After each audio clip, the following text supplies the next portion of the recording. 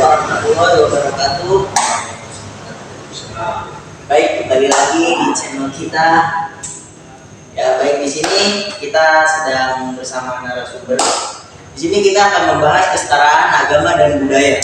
Bisakah kita mengkorelasikan antara keduanya? Dan adakah jalan keluar yang akan diberikan oleh sang narasumber? Baik, langsung saja kita masuk kepada narasumber.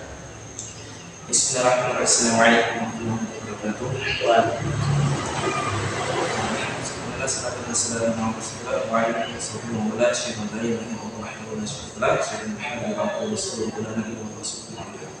Langsung saja terima kasih kepada saudara moderator yang memberikan waktu dan telah mengundang saya sebagai pembicara pemasaran pada kesempatan kali ini, yang tentunya apa yang nantinya akan saya ucapkan, kita sebagai seorang haruslah kritis menanggapinya. Jadi bukan berarti apa yang saya ucapkan adalah harus mutlak yang benar gitu. Cuma ini adalah satu pendapat yang tentunya saya sebelumnya telah landasi, dan tentunya setiap orang itu kan memiliki perbedaan pendapat, dan kita tidak bisa istilahnya adalah menyamakan antara pendapat itu, walaupun sekalipun kita tidak terima atas pendapat tersebut, tapi karena terpaksa harus menyimpulkan itu. Jadi sekali lagi kita sebagai seorang manusia, kita diberikan akal untuk sebenarnya haruslah kita selalu kritis pendapat tersebut. Jadi mungkin itu saya sampaikan dari pembukaan pada kali ini. Oke, baik, kita telah melihat dari biografi sang narasumber. Langsung saja, bagaimana menurut Mas Haikal pandangannya terhadap kesetaraan agama dan budaya? Apakah di antara agama dan budaya bisakah kita mengkorelasikan keduanya, dan adakah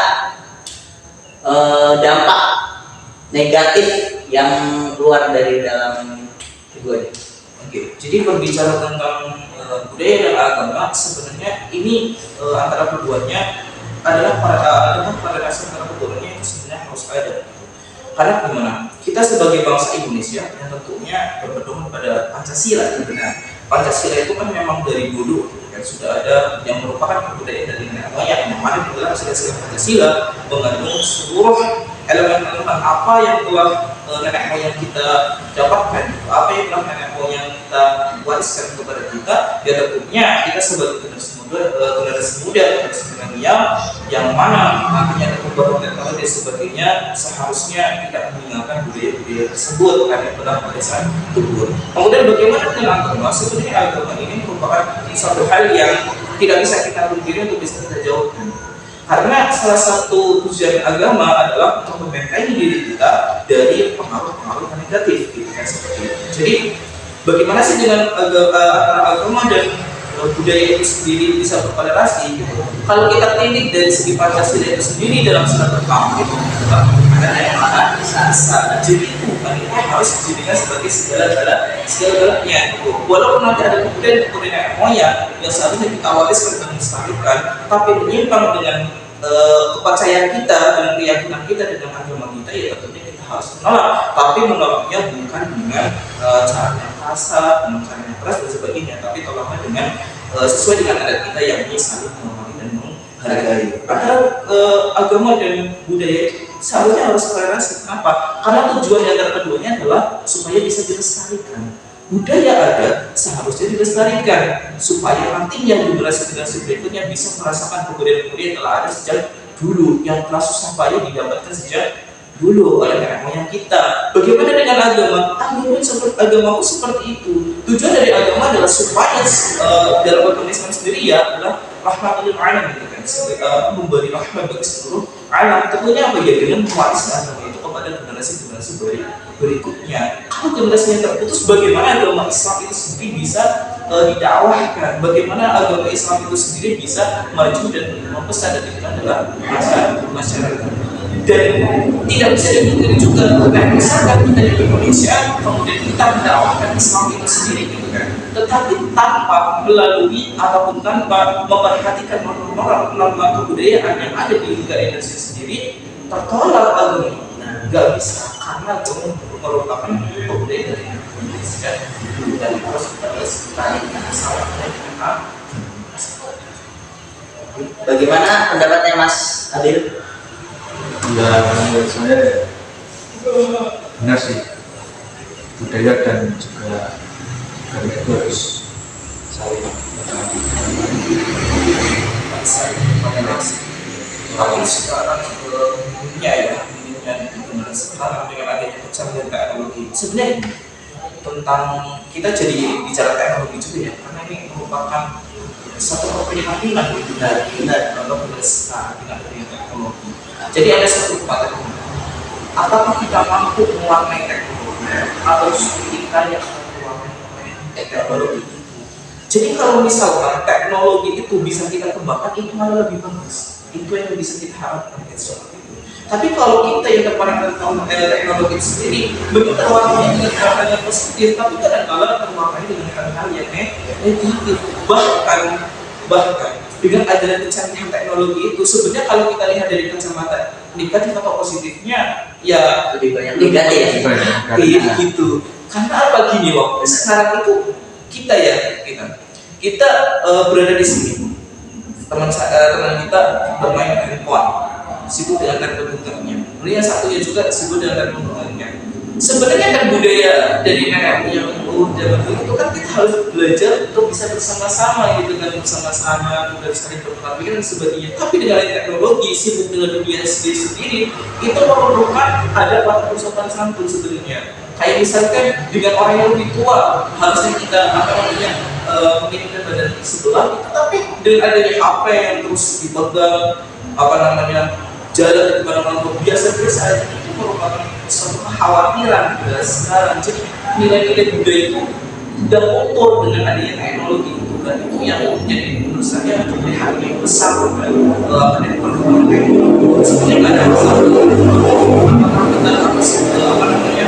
kalau berada dengan teknologi sebenarnya, karena kita harus mengikuti perkembangan teknologi. Bagaimana kita bisa maju, negara Indonesia bisa maju tanpa adanya teknologi, sedangkan di dunia itu sendiri kita sudah banyak sekali teknologi yang berkembang dengan segala macam kecanggihannya dan sebagainya. Jadi kita harus melakukan itu, tapi yang menjadi PR adalah bagaimana cara supaya kita bisa mengikuti arus teknologi, arus zaman itu sendiri tanpa menghilangkan nilai-nilai kebudayaan dan keagamaan itu sendiri. Benar. Berarti di lain sisi teknologi sebenarnya bagus. Iya, sebenarnya bagus. Manusia juga, karena manusia sekarang di zaman ini nggak bisa terlepas dari namanya teknologi. Iya. Kita bisa mencari berbagai macam media dan berita-berita yang ada di dalam teknologi.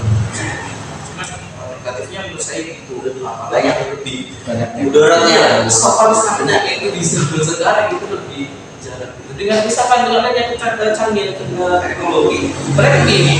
Kita kan sebagai agama Islam ya harus terus mengkaji lebih dalam tentang apa sih makna dari Islam itu sendiri dan syariat agama Islam. Ya tentunya yang didapat dengan pengajian, dengan kajian dan sebagainya. Tapi coba sekarang yang mengikuti kajian-kajian agama itu sendiri banyak golongan tua atau golongan mudanya. Tapi kan banyak golongan tuanya, golongan muda apa? Buat apa pengajian? Walaupun kita ada di YouTube. Benar nggak sih? Ya benar, itu lebih memudahkan sebenarnya. Tapi gitu kan. Silaturahmi kan terputus dengan adanya seperti itu. Kalau misalnya cuma mengandalkan dari teknologi itu sendiri, itu jadi kajian di YouTube dan sebagainya memang ada. Memang mungkin lebih sesuai dengan apa yang menjadi pemikiran kita, apa yang menjadi suatu pertanyaan yang mengajar dari dalam diri kita, kemudian kita praktikkan di YouTube kan selalu pasti semuanya dibandingkan dengan kajiannya suatu hal yang konflik itu, masalahnya adalah masalah yang tertuju sama satu itu dan tidak sesuai dengan apa yang mungkin kita pertanyakan gitu kan. Cuman kalau misalkan kita hanya mengandalkan teknologi, semuanya apa sebuah teknologi saja, ya memang benar. Coba dengan adanya teknologi itu jangan menjadikan kita buta akan kebudayaan kita gitu kan, buta akan silaturahmi kita, buta akan sopan santun dan kita seperti itu. Kekhawatiran yang besar sebenarnya itu di sopan santun. Sebenarnya kata pengajian itu sudah tidak menjadi hal yang asing di telinga kalangan masyarakat, tapi bisa kita telah lagi pengajian dan mengaji adalah suatu hal yang berbeda. Kalau pengajian kita bisa melihat di dalam channel-channel YouTube, kalau tempat-tempat yang lainnya. Tapi kalau mengaji kita datang ke ustadz atau guru untuk mendapatkan barokahnya. Nah, barokah itu yang dinamakan kehajian. Benar tidak? Ya kan seperti itu. Yang apa namanya yang menjadi khawatir itu salah satunya ya apa ya, silaturahmi itulah, terus kemudian keberkahan dari usaha pengajian juga memang gitu kan. Apa tentunya dengan pengajian secara offline sama online itu kan Beda rasanya. beda. Karena jika kalau kita mengikuti pengajian online banyak, Iya. dan kayak besar lainnya banyak di pengajian online. Tapi mengaji itu yang rasanya beda. Supaya kita bisa mengalami barokahnya. Oke, baik. Terima kasih untuk narasumbernya Mas Haikal. Untuk Mas Nabil juga terima kasih. Semoga apa yang kita perbincangkan hari ini bisa menjadi amal ibadah kita. Terima kasih semuanya. Mungkin cukup sekian yang bisa moderator. Apabila banyak salahnya, kurang lebih mohon maaf. Wassalamualaikum warahmatullahi wabarakatuh. Waalaikumsalam.